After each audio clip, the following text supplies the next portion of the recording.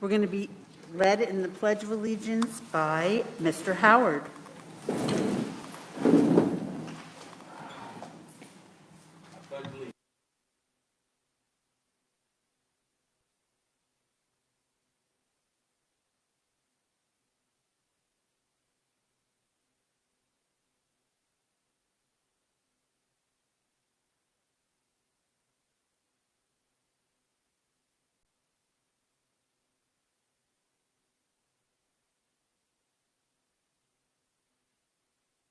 Thank you.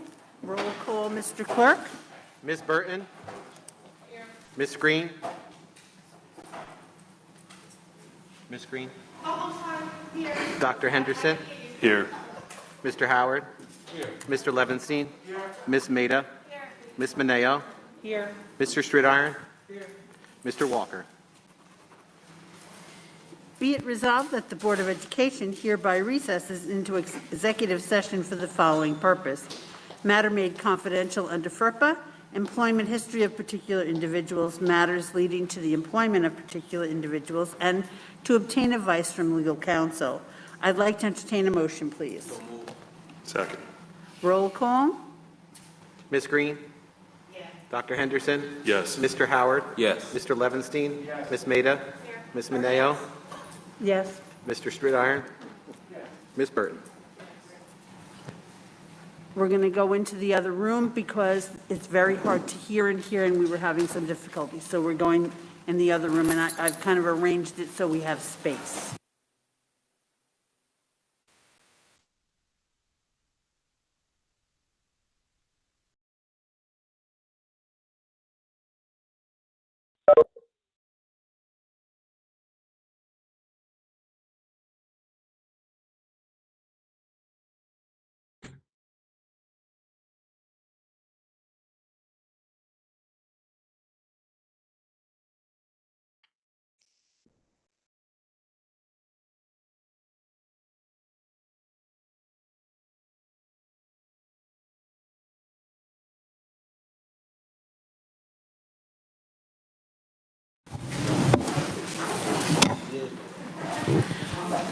Good evening, everyone, and welcome.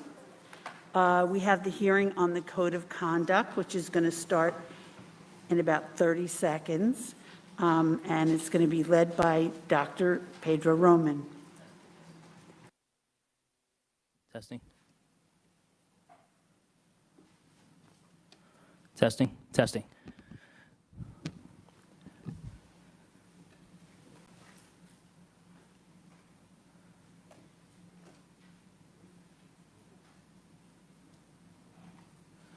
Okay, good evening, Madam President, members of the Board of Education, Superintendent Dr. Padilla, and members of the senior team. This evening will be a review of the proposed changes to the Code of Conduct. All schools must adopt a Code of Conduct each year, and that is to ensure that we have maintenance of order on the school property. After adoption, the Code of Conduct must be filed with the Commissioner of Education 30 days from the date of adoption. Many thanks to a number of individuals on the SAVE committee. We had many sessions, a lot of dialogue that took place. Want to thank Mary Ann Corbett, Danny Doughton, Philip Howard, Margot May, Adam Mejias, Stacy Moran, Angela Nanan, Mike Regan, Linda Smith, and Susan Valentino, all individuals part of the SAVE committee.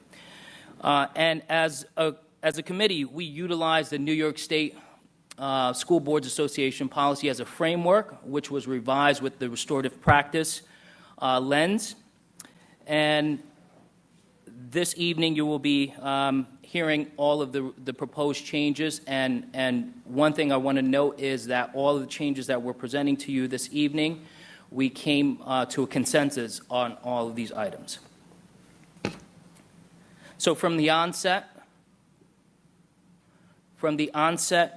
of the Code of Conduct, this statement really amplifies the focus of the approach to discipline, which is centered on restorative and solutions orientation rather than a punitive approach.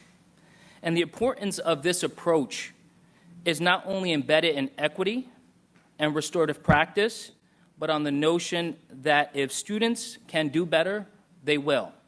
And we want to make sure that equity is embedded in every facet of our organization, including the code of conduct. When we subscribe to this notion where kids could do better if they knew how, the approach to addressing the behavior is about teaching the skills necessary to improve the behavior that is exhibited. Similar to when a student is struggling with reading, we ensure that we teach the skills necessary to improve their reading.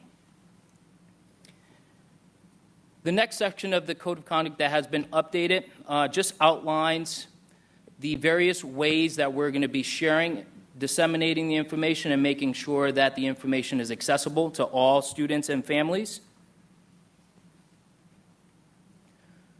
Under promoting positive student behavior, this section really serves as a reminder of the impact that trauma has on behaviors, which impacts student learning. So given the pandemic and students returning back to in-person instruction, we know that trauma manifests itself in many different ways. And it's really important for us to be cognizant of this and be prepared to support students. And consequently, this section highlights those key points. So reporting the code violations. So under the first bullet, that has been changed from 16. It has been increased to age 17. And the change from 16 to 17 really is about making sure that we are supporting students rather than getting them involved in the criminal justice system or family court. It really is, how do we support students and align and support them with the human service supports that are necessary.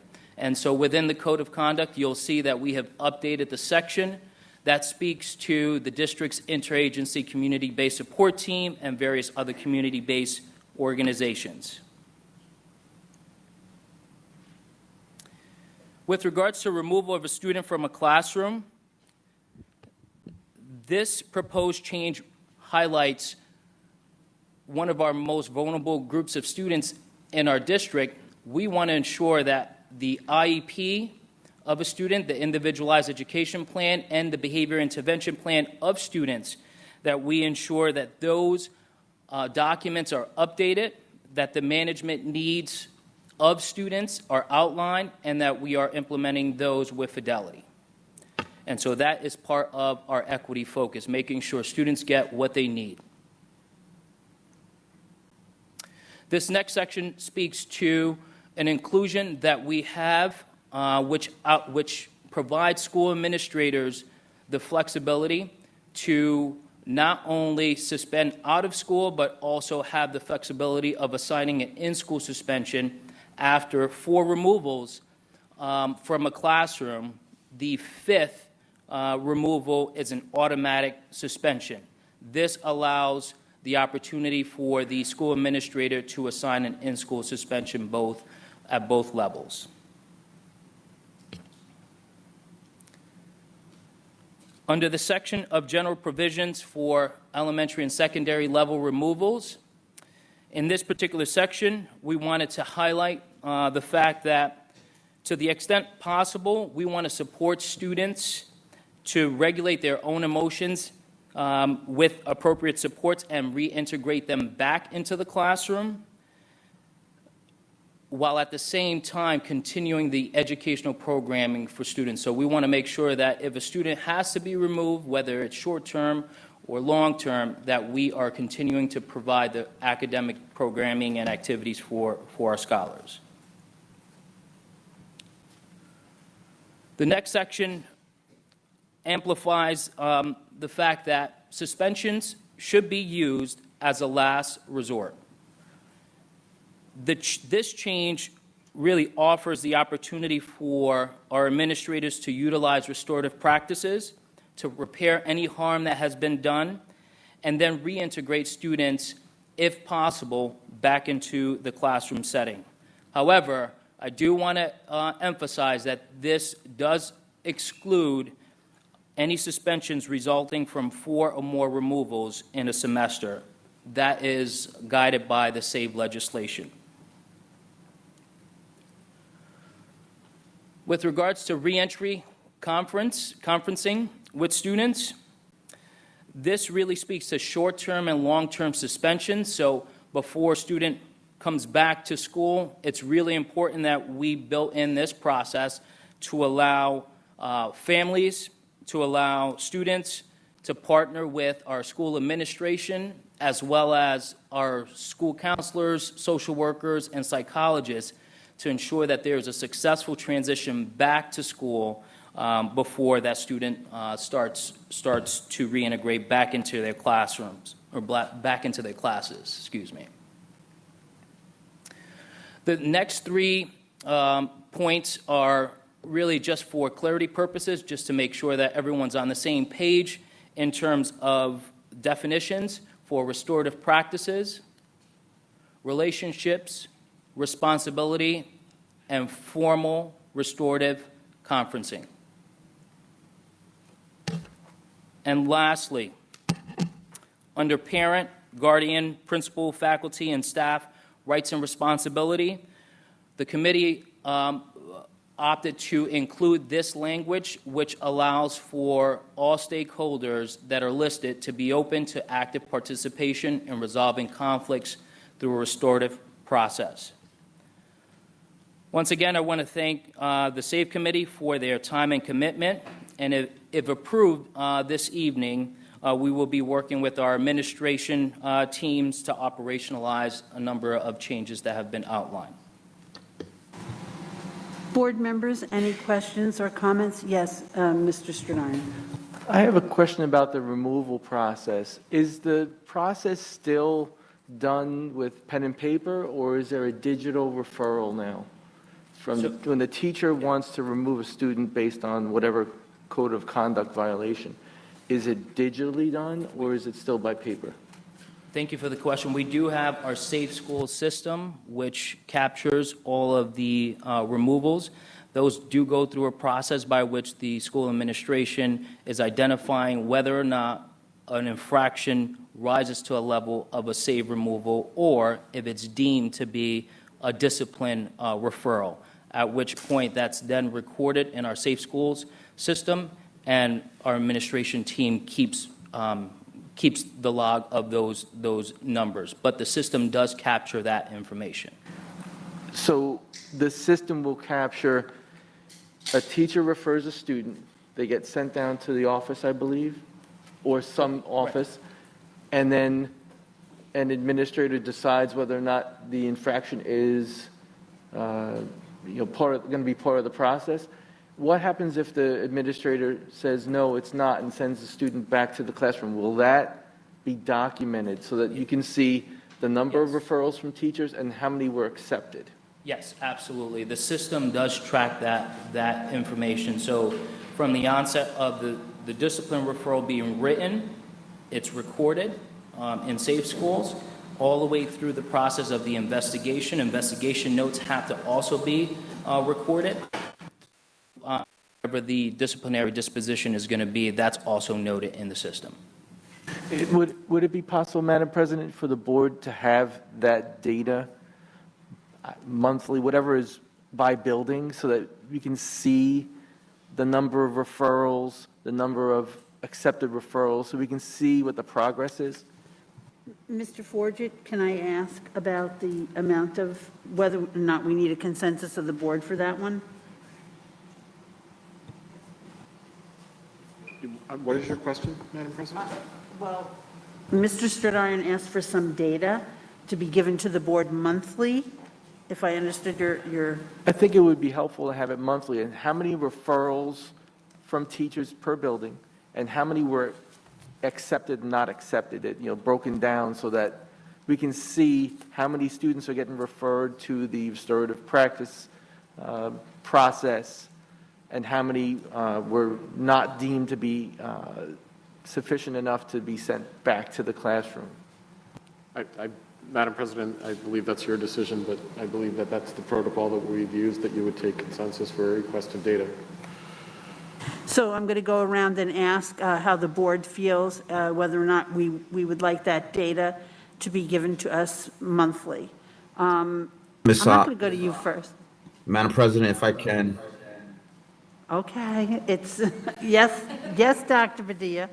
I just, it would be important for us to know the purpose behind the collection of that data for the board. So if Mr. Stridiron or someone else can articulate that, that'd be great.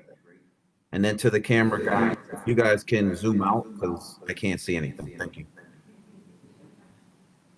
All right, the purpose of any data is to make good decisions. So the purpose of any data is to make good decisions. So we have to see whether or not certain practices are working. If we see a large number of referrals and a lot of them being rejected, but then there's problems within the school, I think it's good to know. We're not looking for anything but data that's already being collected. So it's not additional work on anybody's part other than separating the data, which just probably should have been done already, in my opinion. Dr. Padilla, did that answer your question? Yeah, thank you. Okay, so we're going to go around. I'll start with Mr. Levenstein. No. Mrs. Maida? Mr. Howard? No. Dr. Henderson? Yes. Mrs. Burton?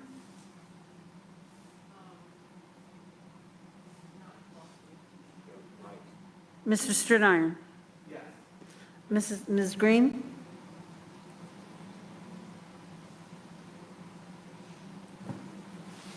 I would say not monthly. I agree with Dr. Burton. I mean, Ms. Burton. So I guess my answer would be no then. 'Cause I Your don't think answer it is should be no, monthly. okay. And my answer is no. 6 no's. Okay, thank you. I'm going to turn to the public that's sitting here because I don't know if you all know, but we're doing this on Facebook Live. Yeah, no, YouTube Live. And so anybody out there that has a question for Dr. Roman on the Code of Conduct? Yes, sir. Would you like to come up? Come. Take the deck back to the slide that says crime on it. There's only one slide that has the word crime.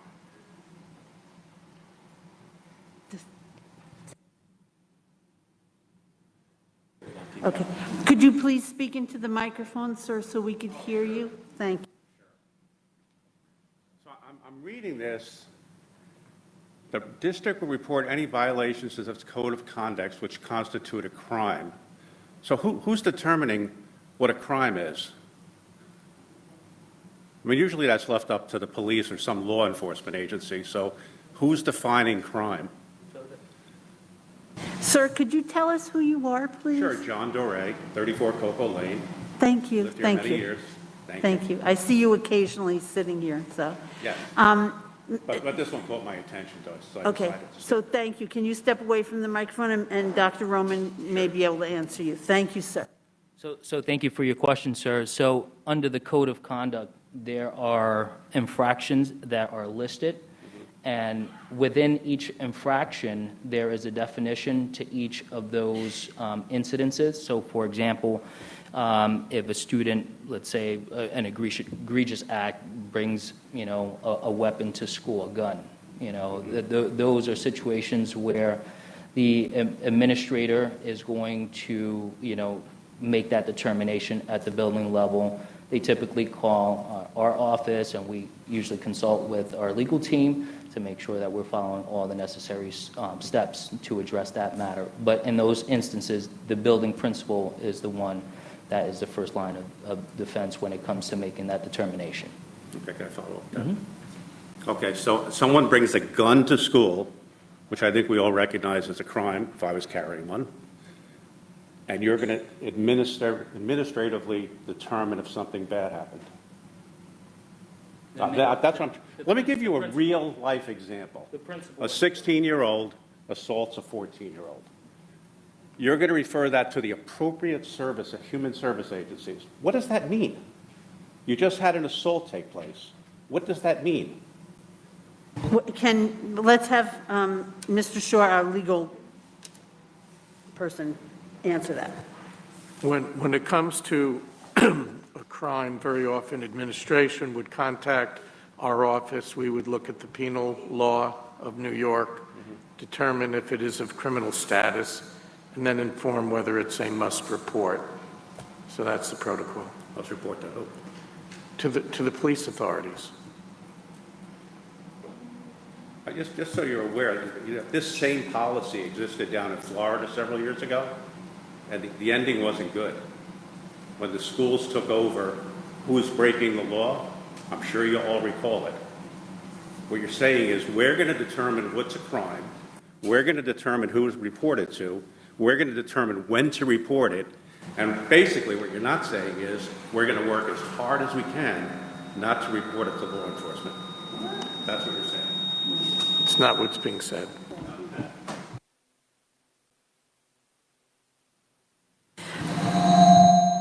Does anybody else have any other questions for Dr. Roman? Yes, Mrs. Burton, turn your mic on, hon.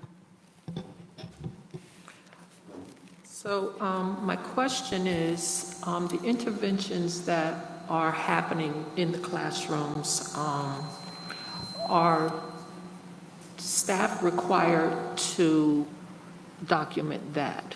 So not the documentation in terms of after it's been referred, but is it required that those interventions are documented in terms of what's happening in the classroom, and how are they being documented? Typically, what the structure that we have in place right now, we have in our Safe School, or in our Infinite Campus Student Management System, there is a section that's called PLP. Whenever there's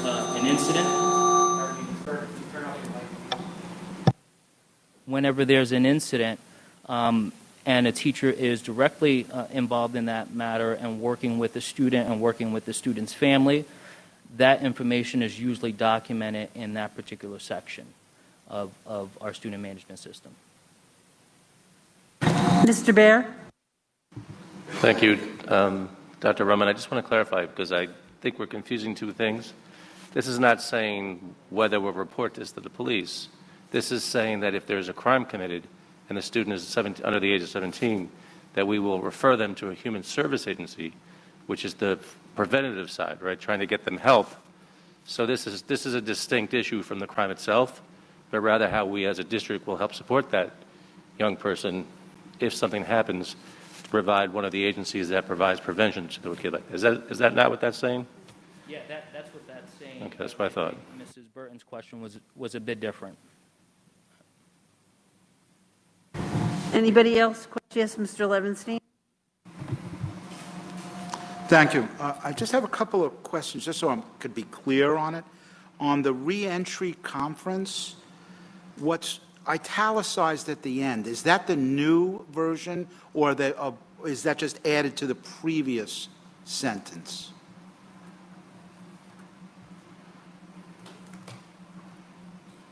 That is the new version. Okay, so the first part of the sentence is going to be gone. Okay. And then the other thing that I have is the removal of the student. And basically it explains the procedure, removal of student with disabilities, and then it's reviewed. And there's going to be they're going to check to make sure that their IEP has been followed and being implemented with fidelity. And then I was waiting for the "and" after that. What's the next step?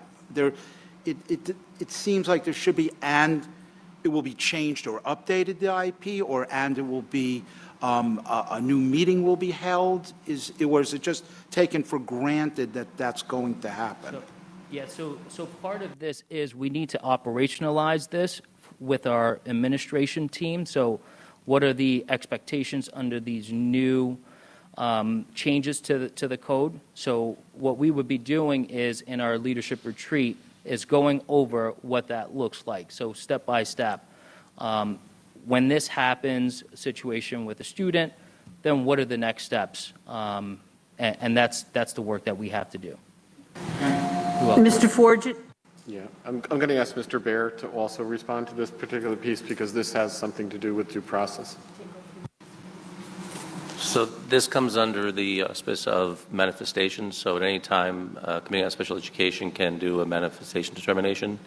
So if there's concerns about a removal and whether or not the behavioral intervention plan was done, was followed with fidelity, the committee can always review that. And one of the considerations of whether or not it is a manifestation of the child's disability related to whatever the infraction that's in play is whether or not the BIP was done with fidelity. So that is a requirement under CSC to consider that. And if it's determined that it was not followed with fidelity, then you cannot find that it was a manifestation. You've created a due process violation accordingly, and therefore you can no longer suspend based on that current situation. So that's something the committee has responsibility over, and we have that oversight. Generally, we do meetings after 10 suspensions, but you can always meet ahead of time, and if that issue comes up, it's a deal breaker. You have to follow fidelity. It's the law. Thank you. Any other questions? Public people, any other questions? Yes, Mrs. Burton. All right, just one more question. So is this document the document that actually parents get? Yes. Well, it's a bit overwhelming, just so you know. I don't know if there's any other way, that it can be put in a way that is not so overwhelming with information. It took me quite a while to read through it.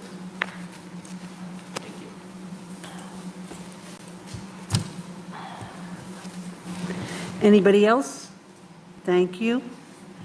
We're now going to go to our Superintendent of Schools, Dr. Padilla. Okay, thank you, Madam President, and good evening, trustees, and to our audience and to those joining us virtually. So tonight we're kind of pushing our technology, so I hope you can hear me and see me well. And just give me a second to share my screen.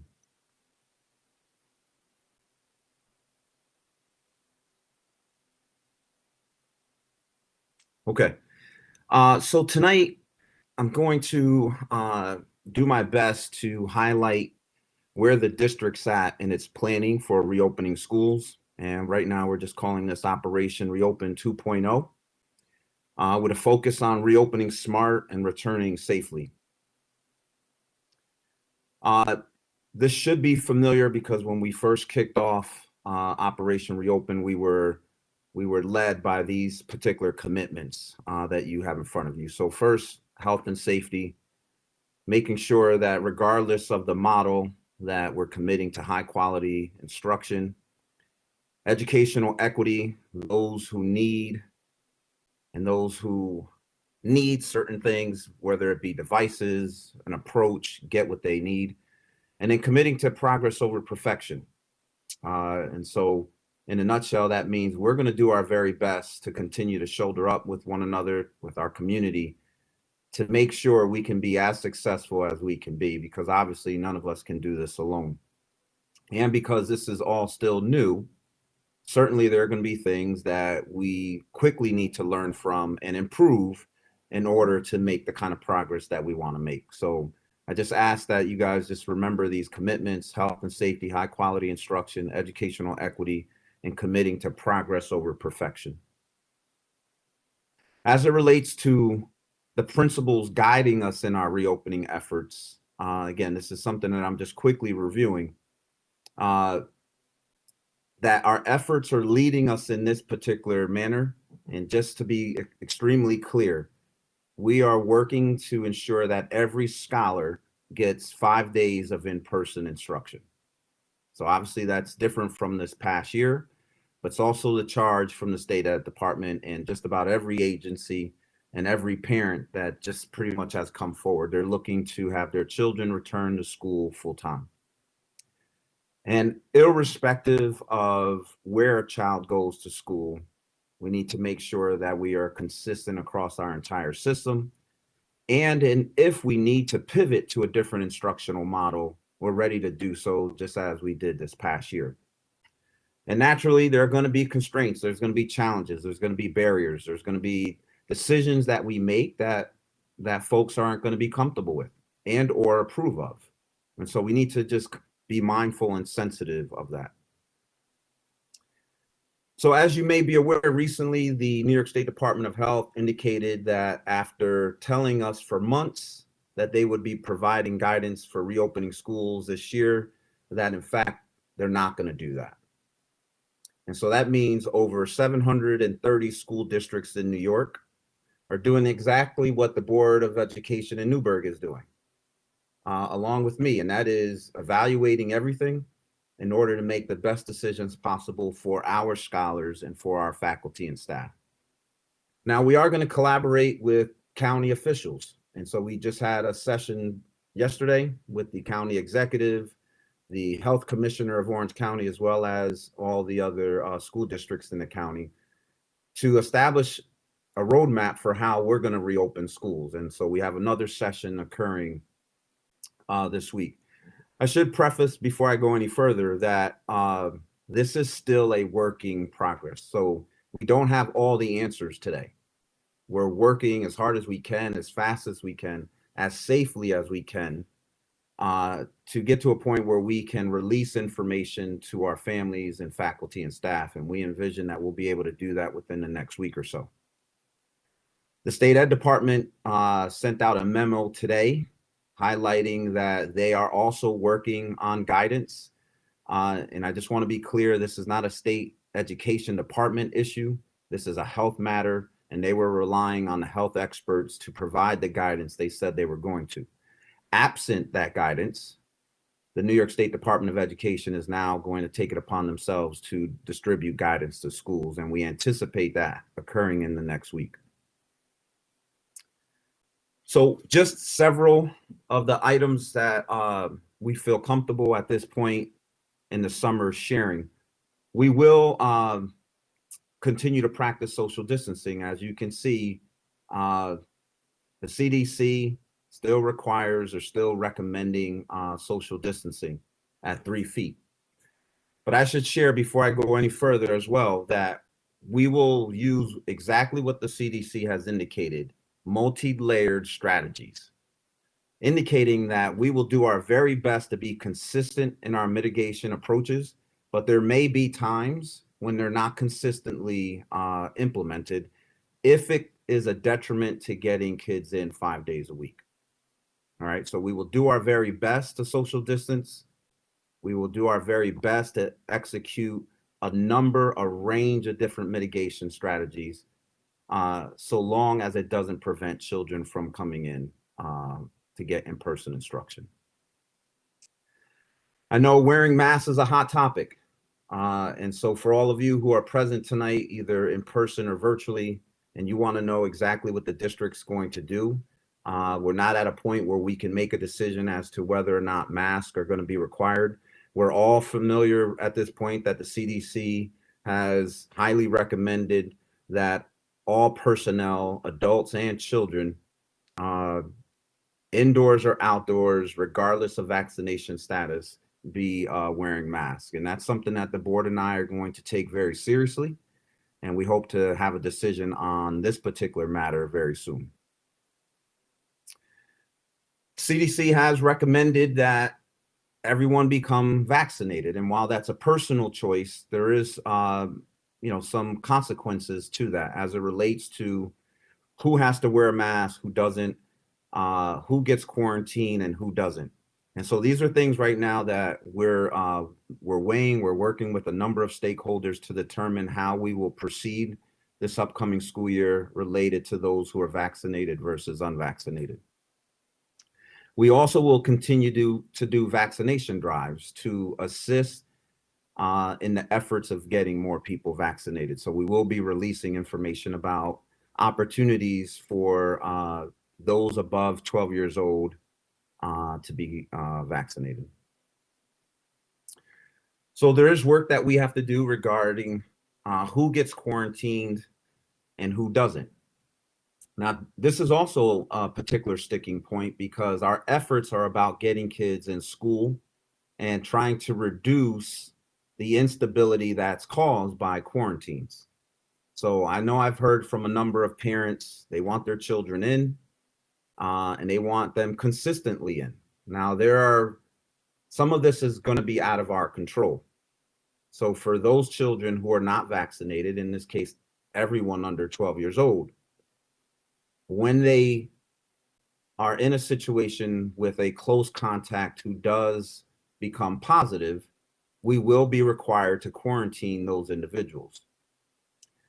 In a case where a child is quarantined, they will receive synchronized instruction. Because transportation falls under federal regulation, we do not have much say in this case, and that's all children will be required to wear a mask on bus as they have this summer and as they have throughout the school year. We will continue with our temperature checks and our digital health screener on a daily basis, and so that's a practice we're going to continue. Every school is prepared with an isolation room in the event someone enters a school building and they're symptomatic. And so now, we're looking at, based on CDC guidance again, of testing unvaccinated adults on a weekly basis. And so that is something that we are taking a strong look at and considering a range of different protocols and procedures on how to bring that to fruition. And as I indicated earlier, we're using multi-layered approaches. So this is not about one approach mitigating the spread of any particular virus, but in fact, it's the combination of approaches. It's regularly checking our ventilation system and making sure we have the right filter in place. It's the cleaning procedures. It's, the traffic in and out of schools. It's how frequent kids and adults wash their hands, et cetera, et cetera. So as I indicated earlier, we're striving for 5 days of in-person instruction. I indicated this at the very start of the summer. That's exactly what we were striving for. That is the requirement of every school district in the state. Now, the question around remote instruction, we're not completely taking off the table at this point, but I will say it will be treated on a case-by-case basis for those individual scholars who have a documented medical condition that would prevent them from coming in for in-person instruction. So my team is exploring this. They have done research on remote options. And so we're going to be finalizing those decisions hopefully in the next week to determine if remote instruction is going to be offered at all. We do anticipate, however, based on the information we have, that there may be a few students who fall into this particular category where they have an extreme medical condition that would prevent them from coming in person. So, Madam President, I'll stop there for questions and comments. Board members, yes, Mr. Stradone, and then Mrs. Green. To discuss the remote option, if a student is quarantined, will they be given remote instruction? Because that's not a documented medical condition. It's just a situation that they're in. They might not even have COVID. Yeah. So, so really good point. So starting with the child who has to quarantine. So the child who has to quarantine will receive instruction from their teacher/teachers, depending on the level. And that's only for the duration of the quarantine period, and then they'll come right back for in-person. The remote option is really for someone that would be treated as someone receiving 100% remote instruction for the entire year. So a bit different from someone who may just be quarantined for 10 days versus someone who needs to be on remote for the entire year. So if you have a student who's not feeling well and the parent, rightly so, says, you know what, instead of sending this child to school sick, I'm going to keep them home, will that student be given the option to sign on to their class and participate in learning? So let me just preface that really good question, and these are things that we're ironing out. But what I'll say is this: for the child who is quarantined and is not sick, they will receive synchronous instruction for that period of time. Someone who is sick, whether it's from COVID or from something else, generally don't receive instruction on the days that they're identified as sick. But rather than lose learning time, wouldn't it be better to provide the option for students who are sick? Could it be cold? It could be migraines. To not have them stay at home doing nothing, but signing on and learning with their classmates and with their teacher. Yeah, I mean, again, this is something that we have to tease out. I mean, I imagine someone with a migraine or someone who's sick probably can't, doesn't feel well enough to actively participate. Now, obviously, that's an assumption, but again, we got to take a close look at these kind of dynamics so that way what we communicate to our faculty and staff and families are very clear. Ms. Green? What about the parents that are still concerned with the COVID and Delta and all these other ones, and they just want their child to be on remote? So you're saying that they don't have that option anymore because there are some parents that are concerned with ventilation systems and social distancing, how that's going to work, a mask and everything like that. So parents who just have concerns about sending their students back into a school building, they will not have the options of remote learning. Yeah, at this point in our planning, and again, the direction the state education department is going in is that all students should be returned to in-person instruction. Again, no way to replace a teacher who's in person or the learning that occurs in person. That's our priority at this point. And the remote option will be treated on a case by case based on those who have medical documentation. That's where we're at. Mr. Howard? Thank you, Madam President. So, Dr. Padilla, I see in your report where you say CDC recommends that masks should be worn by everyone in buildings. And I guess my question to you is this. So has that responsibility been passed to the individual school districts in lieu of what happened during the pandemic in regards to the Department of Health, the governor's office, and the CDC? So they're making recommendations, and then we make our decisions based on that. So I guess my question is, are we making our own individual decisions here as a district? Yeah, so this is the unfortunate situation all districts and boards of education are going to find themselves over the next several weeks, is to exactly what you just indicated. The CDC is making a recommendation. They're the guiding experts. And now each district now has to weigh that recommendation as to, ultimately what we feel comfortable with as a district. And so wearing a mask is one of them. So yes, that decision has been passed to local districts. Dr. Henderson? Thank you, Madam President. I just had a question for Dr. Padilla regarding the operational definition of what constitutes as a mask for both our students and our staff members, and what guidelines are we following with that? And I do have a kind of a two-part question. Yeah, thank you, Dr. Henderson. The State Education Department did put out information on what, and I believe the State Department of Health also put out information on what constitutes as a mask. We will also be using that in our guidebook that we release to families, just to make it clear what will be acceptable and not acceptable. So what comes to mind quickly, there were people wearing do-rags around or bandanas around their mouth and nose, and other kinds of material that doesn't make it all that hard for anything to penetrate through. So we'll be putting some stipulations as to what kinds of masks will be allowed.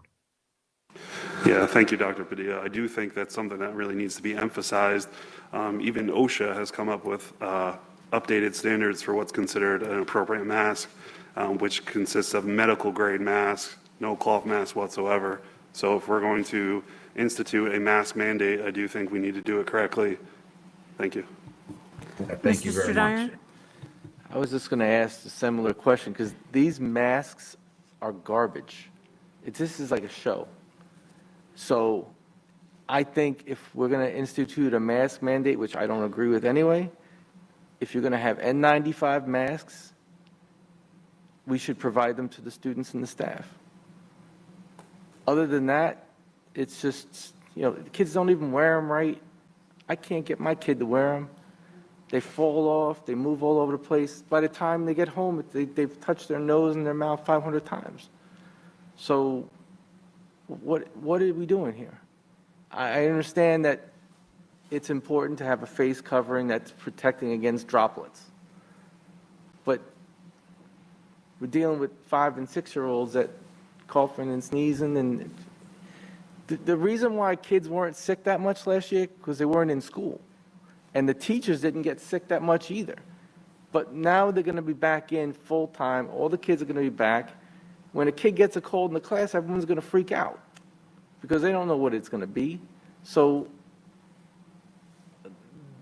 with the testing, I'll speak on that later as a parent. But with the masks, unless we do the N95 masks, it's just a show. Thank you. Dr. Henderson? Yeah, well, I tend to agree that the mask mandate for all students is very invasive. The OSHA guidelines right now state that it has to be a medical grade mask, not an N95, unless you have direct contact with obviously providing, care or patient care with someone who is COVID positive. However, the cloth mask, it really needs to be addressed. Every student needs to have a medical grade mask. Every staff member needs to have a medical grade mask. Otherwise, it's all for naught. Thank you. Thank you. Anybody else? Comments, questions? Thank you, Dr. Padilla.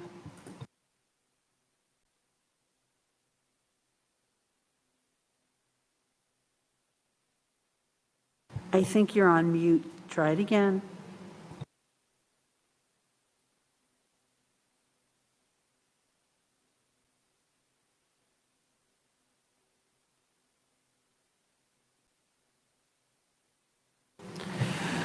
Sorry about that. My buttons to click disappeared. All right. So as I indicated earlier, there's still work that we're planning for, wearing masks, weekly testing, etc. That all still need to be put in writing and operationalized. So more information to come, and I'll take any other questions if there are. If not, then that concludes my items. Why don't you move on to item 3.2, please? Okay, item 3.2 is a resolution to approve the 2021-2022 Code of Conduct. I'd like to entertain a motion, please. So move. Questions or discussion? Roll call, Mr. Clerk. Dr. Henderson? Yes. Mr. Howard? Yes. Mr. Levinstein? Ms. Maida? Yes. Ms. Mineo? Yes. Mr. Stridiron? Yes. Ms. Burton? Yes. Ms. Green? Yes. Okay, thank you, Madam President. That concludes my items. I think we have a walk-on item. Mr. Forget's going to read it, please. Thank you, Madam President. I'd like permission to add an item to the agenda. Okay, would you read the item and then we'll do Yeah. The item is, be it resolved that the superintendent of schools is hereby authorized to arrange for a weekly rapid COVID-19 testing program who have not been fully vaccinated for protection from the COVID-19 infection. I'd like to entertain a motion to add this to the agenda. Questions or discussion to add? Okay, roll call to add, please. Mr. Howard? Yes. Mr. Levinstein? Yes. Ms. Maida? Yes. Ms. Mineo? Yes. Mr. Stridiron? No. Ms. Burton? Yes. Ms. Green? Yes. Dr. Henderson? No. Okay, I'd like to entertain a motion, please. Questions or discussion? Go ahead. Mrs. Stridiron. As a board member, am I allowed to state my opinion about what I think, or I have to wait till the public agenda? Mr. Shaw? You can express your opinion as a member of the board as it relates to voting for this requirement. Okay. So as it relates for voting on this, I don't believe, based on the science says that the vaccinated and the unvaccinated carry the same viral load in their nasal passages. And so if you're only testing unvaccinated staff, you can still transmit the same amount of virus from vaccinated people. So unless you test everybody, it's a waste of time and money. If you have 90% vaccinated people not getting tested and only 10% unvaccinated getting tested, it doesn't accomplish anything. You could say all unvaccinated people can't work. You're still going to transmit COVID-19 Delta variant in the schools with vaccinated people. It doesn't make any sense to me. So you're actually stigmatizing not being vaccinated, not based on science, but some illusion that you're protecting children when you're not. That's my opinion. Thank you. Anybody else? Roll call, Mr. Clerk? Mr. Levinstein? Yes. Ms. Maida? Ms. Mineo? Yes. Mr. Stridiron? No. Ms. Burton? Yes. Ms. Green? Yes. Dr. Henderson? No. Mr. Howard? Yes.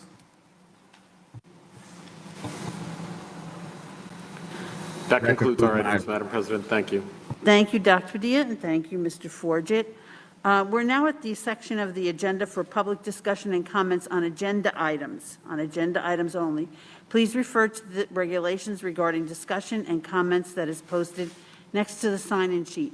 Now, I don't see anybody signed up on the big sign-in sheet. We have two sign-ins back there. But would anybody like to talk about agenda items?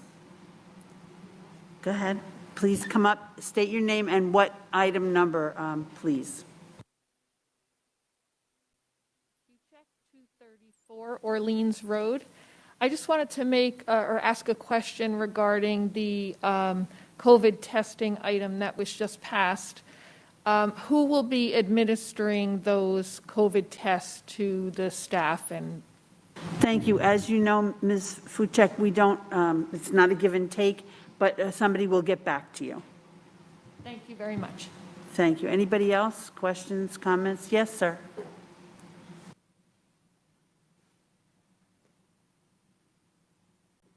Darren Stridiron, 155 Preston Road. Regarding the quarantining that was on the agenda, if you're going to differentiate quarantining based on the vaccination status of staff or students, that doesn't make any sense either, because you can still carry the same amount of virus. So you quarantine unvaccinated students, and you bring students back who've been exposed, carrying the virus still, but not having symptoms, you're going to spread the virus anyway. The virus is going to be around for a long period of time. Whether it gets worse or better, who knows? But if we're not making sound decisions now, it's going to be a disaster later on. I feel sad for the kids, because if we're going to go through another year, they're not seeing their friends' faces, they're not seeing their teachers' faces. They may be quarantined. They may have already had COVID. They may have COVID and not have any symptoms. Nobody knows, because they don't have symptoms. So what are we doing here? It's a hysteria. Yes, COVID is very serious. People can die from it. I understand that. but we have to get back to some kind of sense of normalcy in our lives. People die every day, and it's sad, very sad. But the amount of people dying now because of vaccinations, which I am vaccinated, thank God, but not everybody wants to get vaccinated, and that's their right, and I respect that. To separate people based on vaccinated and unvaccinated is, to me, it's stepping in a wrong direction, and it's a slippery slope. Thank you. Thank you. Anybody else? Public comments on agenda items? Okay, what we're going to do now, and I just, texted Mrs. Moriarty, we're going to practice what the kids do and have a mask break, because I've had my mask on for a couple hours. So what we do is we're going to go outside, and we're going to come back in 5 minutes, no more. So it's sort of a Mineo minute, but it's a mask break.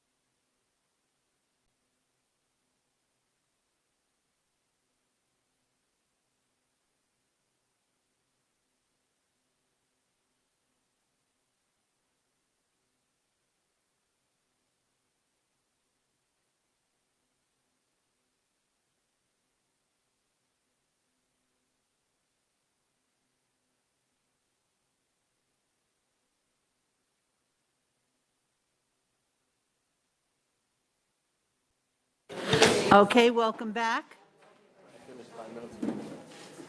Let's move on, please.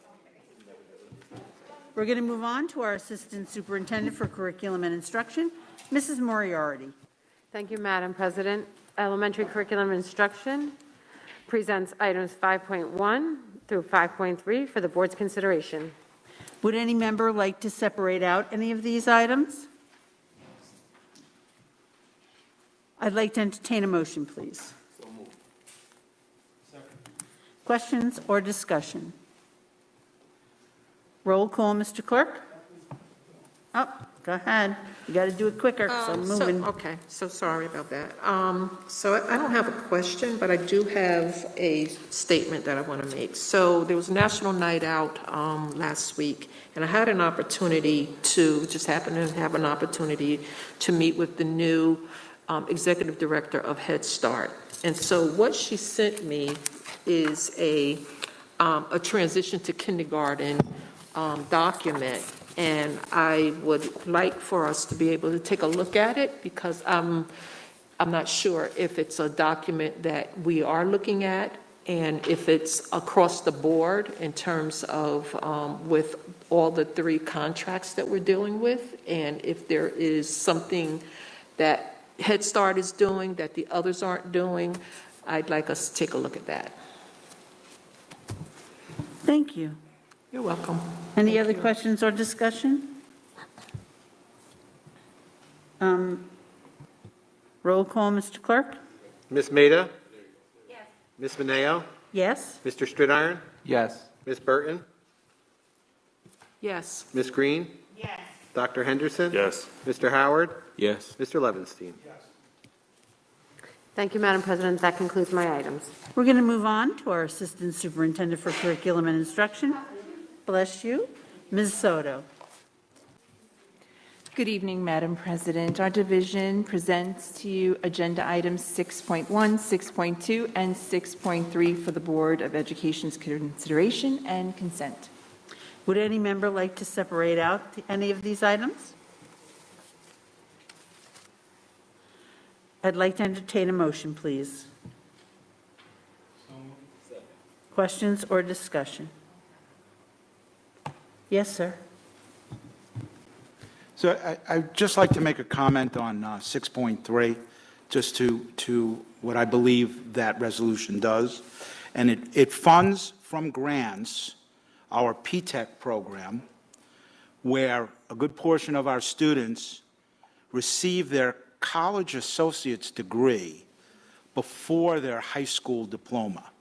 And I think it's a fantastic program, and it should be better publicized. I mean, the kids love it, and the teachers do a great job there.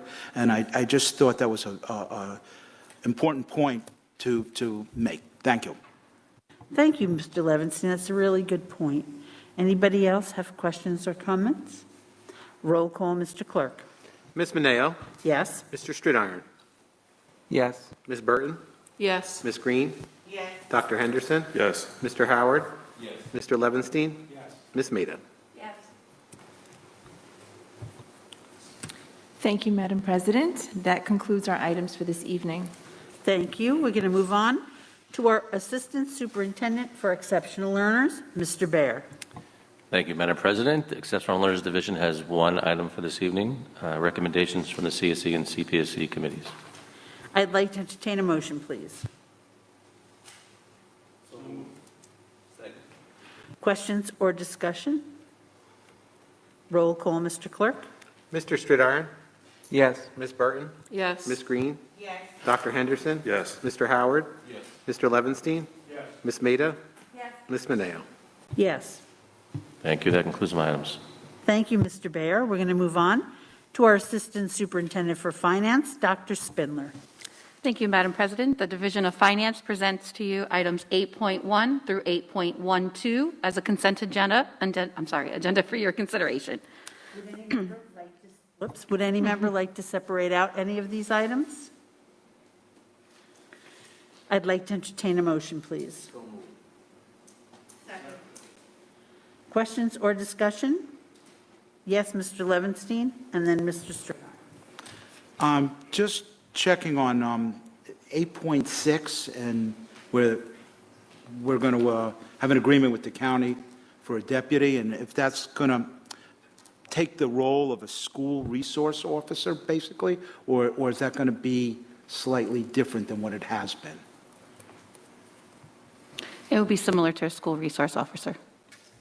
There'll be, I'm sorry, it's okay. There'll be two officers that will be appointed to the position that would share it as retired law enforcement officials, and the district as well as the sheriff's department will be in concert in picking those individuals. Mr. Stridiron? On item 8.8, the facility use request, is that the front parking lot or is it the back parking lot at South? You want me to go to Mr. Velez, please?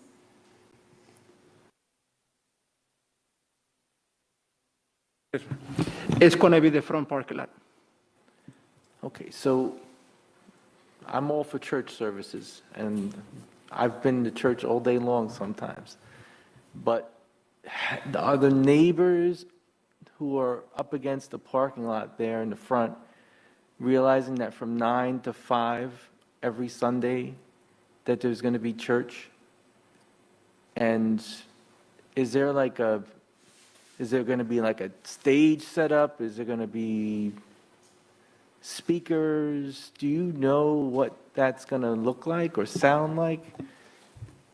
When we spoke with the Reverend for that service, he put in 9 to 5. I don't think it'll be a whole day. I know we spoke yesterday. Right now, what they're trying to do is a small service in the community. I don't know if it's going to be a pilot or permanent, but he's requesting it for the summertime. He wanted to start last week, but we didn't have a board meeting. So right now, they don't have a setup, any stage setup. I think it's going to be a service with people, with the community. Because this approval is for 2 years. So But if the community around there on 9 o'clock on a Sunday morning has any objections, is that something that the board would consider in maybe revising the time periods, or is that set in stone? Once this is approved, it can't be changed? Mr. Shaw, can you weigh in on that, please? Ordinarily, you wouldn't be approving a facilities use for a period of 2 years. It would be more on the basis of events, particularly in the current year. So this is unusual to have a 2-year approval. I mean, it's hard to contain yourself when you're at church. No, really. Some people get loud, which is fine. But having it outdoors in a neighborhood, I'm concerned with the community, because we are trying to build a community situation where everyone is happy. I'd love to have church in every single parking lot. I'm going to ask Mr. Howard, is your question tangential to his? It's talking about. Okay, go ahead. So I'm born and raised here in the city of Newburgh, and God knows we need church in this community. Not that it's going to disturb people, but I think it's something that we should wait and we hear if individuals complain. Then we can approach the individuals that are responsible for the church and say if they can lower the volume or what be it, or whatever that may be. But to not have that service there, I think in the times that we're going through in this world today, we need God. So I'm in favor of it. Thank you. My question is, and this is for Mr. Shaw, should we ratchet this back to 1 year? Because if we're approving it for 2 years, that's a long time to approve anything. I think it should be, Mr. Levin, let's see if Mr. Shaw will answer first. My opinion, that would be appropriate. Mr. Levinstein? Thank you, Madam President. So one of the issues that might be with this or other things is there really aren't any committee meetings over the summer to vet these. This would normally go through Building and Grounds, and they might ask these questions and suggest changes. And I'm talking about all the committees, basically don't meet during the summer. And we expect that. We have a good committee system. And if it's vetted by the committee, at least I know that these committee members look through everything and ask the right questions and push forward some things that are good for the community. So by not having that, we're at this point now where we're asking questions as it's on the table. And when I first saw it, my assumption was, and maybe incorrect, we've had times where people ask us for overflow parking, and we have schools that at times say, hey, I have one event, or every Tuesday we have something going on, and could we use your school parking lot because nobody's there. It's after 5 o'clock. It's the weekend or whatever. So I just assumed it was that. So, I mean, I believe the least we probably should do at this point is make it 1 year. But just in general, that's how we got to this point. So now I'm going to ask for help. How do we look at, or putting it on the floor to change it to 1 year? So Madam President? Help me with that. Yes. So I would say if we're going to do that, that's something that we can do it for a year, and at the end of the year, revisit it for the following year. But I would ask, would the chairman entertain a motion for an amendment? It's not an amendment. This is, It is. to change it? Yeah. So say it again, because I'm sorry. Okay, I'm asking, would the Madam President, would you entertain a motion for amendment to the resolution? Yeah, okay. Is that the way to do it, David? So we need a second. Yeah, well, you need an amendment with the stated limitation. Correct. The amendment. I want to amend the resolution to 1 year and to be revisited at the end of the year. Thank you, thank you. So now I need a roll call on the amendment, or do I need a roll call on the whole thing? Okay, roll call on the amendment, please. Ms. Burton? Yes. Ms. Green? Yes. Dr. Henderson? Yes. Mr. Howard? Yes. Mr. Levinstein? Yes. Ms. Maida? Yes. Ms. Mineo? Yes. Mr. Stridarn? Yes.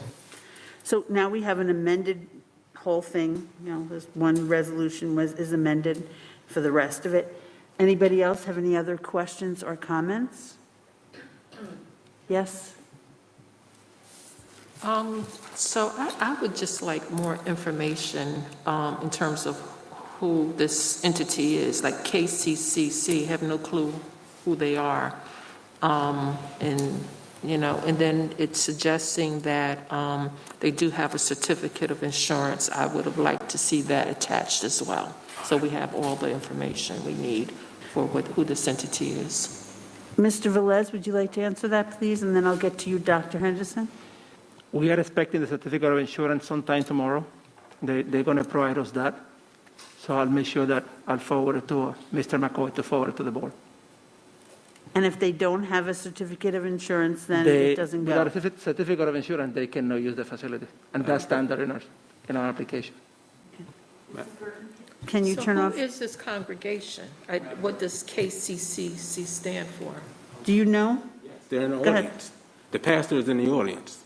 No, I just don't know. Okay, we can't call on him, so So we have questions, so maybe Andy can go outside and talk with them and come back and give us some answers. go ahead. Mrs. Burton, you have another different question? No, I'm just suggesting that when documents come to us, give us, be clear, give us that level of clarity in terms of who the entity is. It has nothing to do with the entity, it's just give us that clarity. Yes. But I'm going to go on to Dr. Henderson. Do you have another question, Dr. Henderson? Yeah, so I definitely agree with Mr. Vice President, Mr. Howard, that God is needed right now. But rather than just offering them the parking lot, why don't we offer them the actual facility to use? So that way, if there is any type of, audible noise that could disrupt the neighborhood, then that's taken out of the equation. I don't know if anybody's thought outside the box and thought that is a possibility, but that makes perfect sense to me. I think there are other costs that are related that they may not be able to do because it's security and lighting and Sure. all that. Sure, but, as somebody who lives in that But we neighborhood. can ask Mr. Velez. I can't understand that, but I can also understand the neighborhood saying, well, listen, a 9 to 5 all day Sunday, that might be my only day off of the week. I want to watch the Giants game. I don't want to, listen to something else, whatever. Okay. Mr. Velez, do you have some information for us, please? Yes, I spoke with the pastor. He sent the certificate of insurance this afternoon. I'm going to check in school to make sure it's there. He wants to use the parking lot for services during the warm weather. When it gets cold, they have a location in Monument Street, and they're going to use the parking lot to park the vehicles. So I would say, for the next month or two before it gets cold, they're going to have the services outside because they have more room for people to come and participate. Dr. Henderson also suggested why not have them use another part of our facility. Did they ask for that, or did you recommend that? They didn't ask for that. I can talk to them if you want. I know that when the request came for the first time, I talked to the pastor several times, and because of the location of the parking lot, with the proximity where they're going to have their service when it gets cold, they prefer to use the parking lot, because if we go to the field and it rains or something, because that is just at the field. But if it rains and then there's no parking, they have to park and walk down to the field. They prefer to use the parking lot. And we're going to get feedback from the neighbors, just to make sure that everybody's okay? If I get any feedback from neighbors, I'll make sure I contact Dr. Padilla immediately. Thank you. Dr. Henderson? Yeah, I'm just, again, we have an auditorium that can hold 2,500 people, and we're offering them the parking lot. Like, why don't we just offer them the auditorium? Indoor, outdoor, year-round, you know what I mean? Instead of just saying, set up shop in the parking lot where audible noise could offend the neighbors, bring them inside. That would be my recommendation. Mr. Velez? Their request was for the parking lot. If they want to request the inside, I would have to bring a new facility use request to the board. So, okay, Dr. Henderson? Thank you, Madam President. Okay. Anybody else? Questions or discussion on the finance agenda? The amended finance agenda? Roll call, Mr. Clerk? Ms. Green? Yes. Dr. Henderson? Yes. Mr. Howard? Yes. Mr. Levenstein? Yes. Ms. Maida? Yes. Ms. Mineo? Yes. Mr. Stridiron? Yes. Ms. Burton? Yes. I'd like to ask permission to add one more item to the agenda. Would you like to read that item, please? Absolutely. Be it resolved that the board hereby authorizes settlement with the following transportation vendors regarding litigation commenced for payment upon transportation contracts for the period commencing on September 1st, 2020, and ending in June 30th, 2021, in accordance with the release documents executed by the following vendors as presented to the board at this meeting. Midstate Bus Services Incorporated, Orange County Supreme Court Index Number EF0011348-2021. Gallagher Bus Service Corporation, Orange County Supreme Court Index Number EF0011346-2021.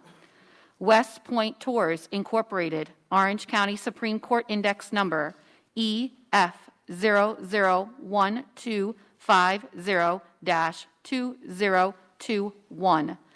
George M. Carroll Transportation Incorporated, Orange County Supreme Court Index Number 001806-2021.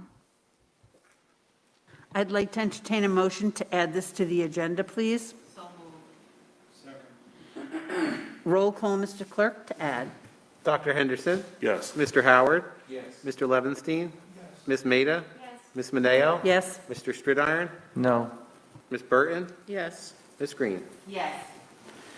I'd like to entertain a motion now. So moved. Questions or discussion? Yes, Mr. Levenstein.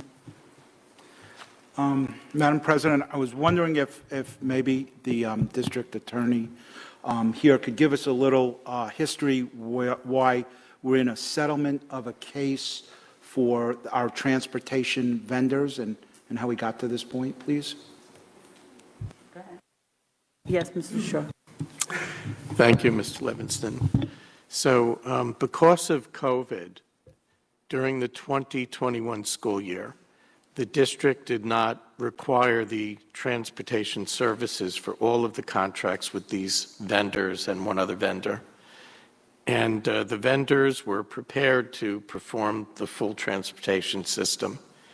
SED then informed all districts on November 6th they would pay only for the runs actually performed. And that created a tension between school districts and bus vendors. So these vendors have been reputable, effective for many years. It's a very good relationship. They were put in an economically difficult circumstance. Originally, the CARES Act money was supposed to take care of their issues during the time of the pandemic, and that money was never directed by the state. Instead, the state memo on November 6th was issued. So litigation pursued, and these are compromises that are considered to be fair by the parties. Any other questions or comments on this item? Roll call, Mr. Clerk. Mr. Howard? Yes. Mr. Levinstein? Yes. Ms. Maida? Yes. Ms. Mineo? Yes. Mr. Stridiron? No. Ms. Burton? Yes. Mr. Green? Yes. Dr. Henderson? Yes. That concludes my items for this evening. Thank you. Thank you, Dr. Spindler. We're now going to move on to our Assistant Superintendent for Human Resources, Mr. McLemore. Thank you, Madam President. On the Human Resources agenda, I have items 9.1 through 9.18 for your consideration on tonight. Would any member like to separate out any of these items? I'd like to entertain a motion, please. Second. Questions or discussion? Yes, Mr. Stridiron? On item 9.7 for the fall coaches, I notice they all have assistant coaches except for cross-country varsity boys and girls. Could someone explain why those teams don't have an assistant coach? Mr. McLemore, do you know the answer to that? It could, Madam President, it could be because there were no applicants at the time of the interview. So they may be looking for those positions yet. So the position of assistant coach was posted? All fall, may I answer, Madam President? Sure, yes, Mr. McLemore. All Schedule J fall coaching appointments were posted. Because for the last 4 years, they've been looking to try to get an assistant coach for those teams because there are 25 athletes on each of those, well, on the boys team, I believe there's about 15 on the girls team.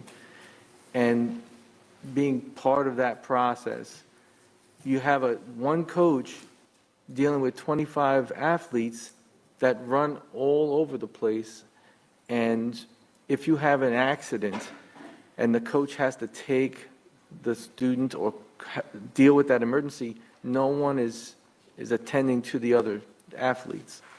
So to not have an assistant coach, I'm hoping that it gets done quickly because they start in 2 weeks. So to not have an assistant coach on either of those teams is actually putting the athletes in danger because last year there was one student that was hit by a car. Not seriously, thank God. But We can explore this. we definitely need assistant coaches for those two teams. Thank you. Dr. Padilla? Yeah, I said we can explore this. Any other questions? Yes, Mr. Levinstein? So I have two things. So to answer to the question I would have with Mr. Stridiron's statement is there a stipend position for an assistant coach that isn't filled, or is there not a position available? I didn't hear that answer. Maybe the athletic director. I'm sorry. This is why I said. Go ahead, Dr. Padilla. Yeah, I'm sorry, it's choppy. That's part of our exploration. Do just that. Okay. See. All right. And I also have on 9.9, why do we need a waiver to hire that person for that position? Is there a reason?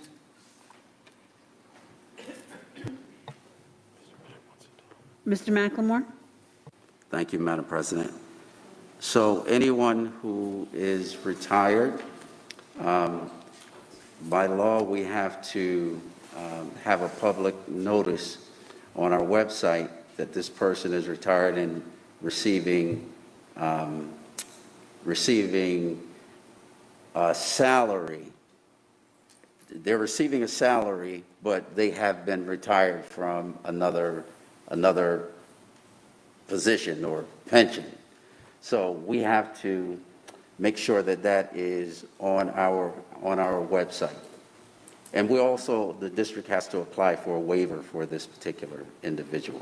This is a yearly thing that we do for this type of position and the person that's in that position. Okay, so is that the only position that we asked for a waiver?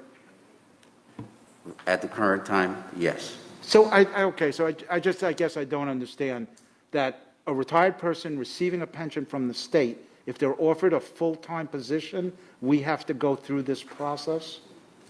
Is that what you're saying? We have to, may I answer? Yeah. Yes, we have to go through this process. We have to apply for a waiver for this particular person, saying that there's no other person out there that can do this particular job except this person. Okay, so that's something. Because they have the skills and the qualities to do this job. Okay, so that's another a prerequisite for asking for it. It's not just that they're retired and they got a full-time job. Okay, thank you. Any other questions or comments on the Human Resources agenda? Roll call, Mr. Clerk. Mr. Levinstein? Yes. Ms. Maida? Yes. Ms. Mineo? Yes. Mr. Stridiron? Yes. Ms. Burton? Yes. Ms. Green? Yes. Dr. Henderson? Yes. Mr. Howard? Yes. Madam President, I'd like to request permission to add an item. Would you like to read it, please? Yes. Be it resolved that upon the recommendation of the Superintendent of Schools, the Board of Education hereby approves a leave of absence for Evelise Mojica from her position as Assistant Principal effective August 16, 2021, during the pendency of her assignment as Acting Elementary School Principal at Fostertown, as set forth below. And be it further resolved that the Board of Education hereby appoints Evelise Mojica to the position of Acting Elementary School Principal at Fostertown School, with compensation to be paid at steps 13 of the 2021-2022 elementary principal salary schedule, as set forth in the 2018-23 NASA Collective Negotiated Agreement, prorated for the period commencing August 16, 2021, through such time as she is returned by the Board of Education. I'd like to entertain a motion to add this to the agenda, please. Roll call, Mr. Clerk. Ms. Maida? Yes. Ms. Mineo? Yes. Mr. Stridiron?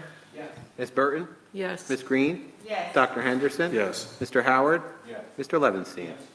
I'd like to entertain a motion, please. Questions or discussion? Roll call, Mr. Clerk. Ms. Mineo? Yes? Mr. Stridiron? Yes. Ms. Burton?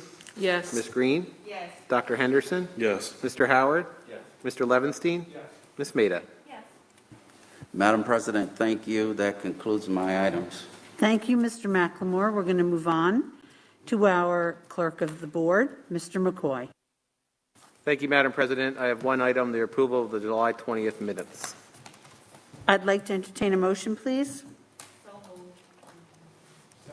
Questions or discussion? Roll call, Mr. Clerk. Mr. Stridiron? Yes. Ms. Burton?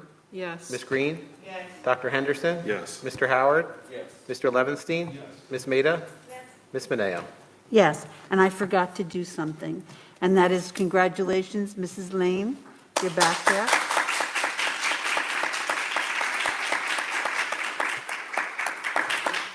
Good luck. Do great things at Heritage. That concludes my items, Madam President. Sorry, Mr. McCoy. We are now at the portion of the agenda for public discussion on non-agenda items. Please refer to the procedure sheet next to the sign-in sheet. I see nobody has signed up. Does anybody want to talk on non-agenda items? Okay. I'd like to entertain a motion to adjourn this meeting, please. It was that bad? Roll call, Mr. Clerk. Ms. Burton? Ms. Green? Dr. Henderson? Yes. Mr. Howard? Mr. Levinstein? Ms. Maida? Ms. Mineo? Yes. Mr. Stridiron? Thank you and good evening. See you in 2 weeks.